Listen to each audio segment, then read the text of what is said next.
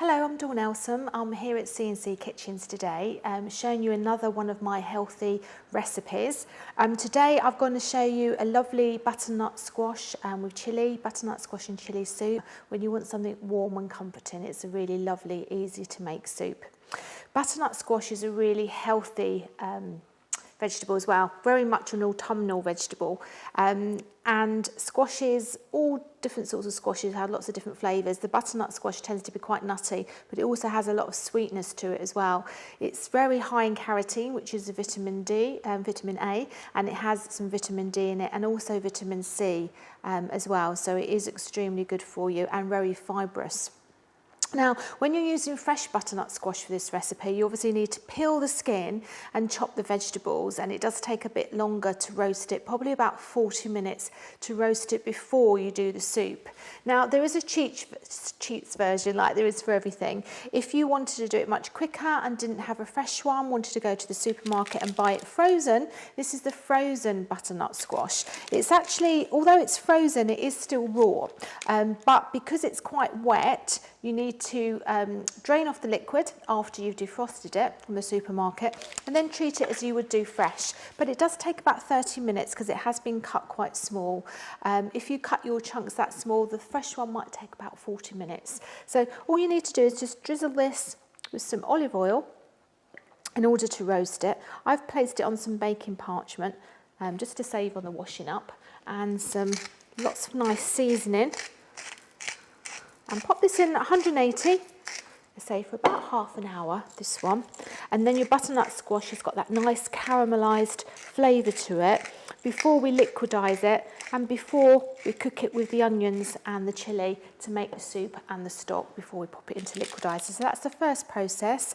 And if you want all the quantities for the recipes, it's in my description, so you can make it quite easily. So I'm going to pop this in the oven and then we'll come out and I'll show you how to complete the soup.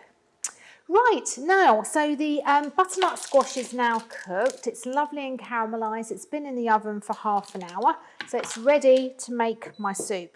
So I've got some oil here, which I'm heating up to quite high temperature, and I want to cook off some onion and a red chilli, a whole red chilli, which I've cut up nice and finely, and that goes into the oil with my 2 diced onions to make my soup.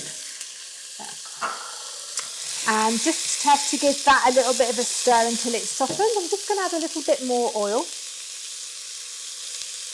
just to help that to cook through nicely.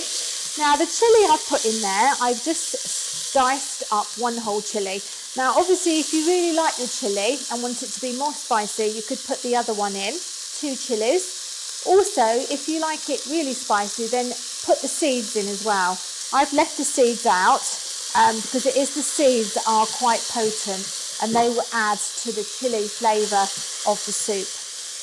I've got 3 cloves of garlic, which I've chopped as well, and they go in too.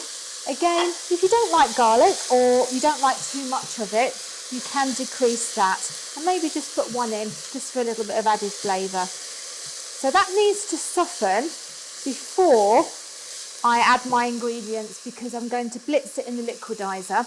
Now if you haven't got a liquidizer, you can use a stick blender, or you can in fact leave it chunky. It's entirely up to you. Or you can mash the butternut squash once it's in the soup. So the nice caramelised butternut squash, that's going to go into the pan as well. And again, if you wanted to add any other vegetables, you could.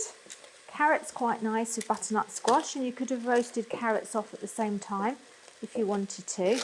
But a very nice autumnal dish is the butternut squash.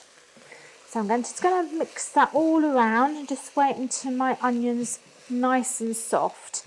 Now I need a little bit of liquid here for my soup.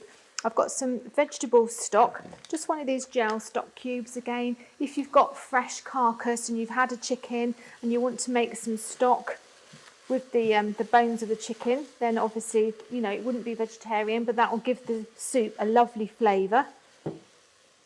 But a stock cube works just as well if you have nothing else. So my stock goes in there, and all my recipes will be, and quantities will be in the description. So you can have a look at that and then you'll know all the quantities to make the soup at home. So I'm going to pop the rest of the stock in there. The stock cubes at the bottom, but that will soon dissolve in the heat of the liquid. Now really all this soup is already cooked because my onion's been nicely cooked in there and the chilli, and all I need to do now is just quickly bring this up to a little bit of a high heat, and when it comes up to the high heat I'm ready then, after cooling it for a couple of minutes, to then go into the liquidizer to liquidize the soup. Before that happens I'm going to add a bit of creme fraiche, but I'm also going to season it really well. It's very important with soups that you do season. With lots of black pepper, importantly, because the black pepper gives it a lovely flavour. There's quite a bit of salt in there from the stock cube already, so you don't need to add too much salt.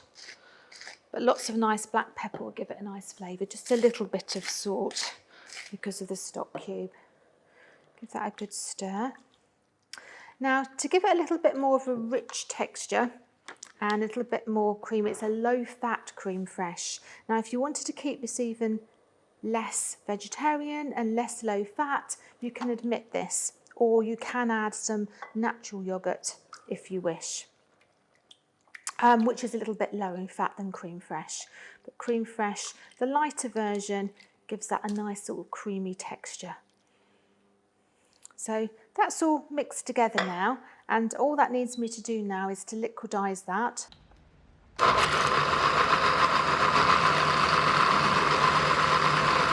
So the soup has now been blitzed, and I'm just going to pour it into the serving dish. There we go. And then if you've reserved some fresh chillies, that's quite nice to put some fresh chillies on the top, or some flake chillies over the top as well. And then I'm going to swirl a little bit more of that lovely creme fraiche into the top of the soup. Just swirl it around so you get a bit of creme fraiche in the top of there. And then that's my lovely butternut squash soup.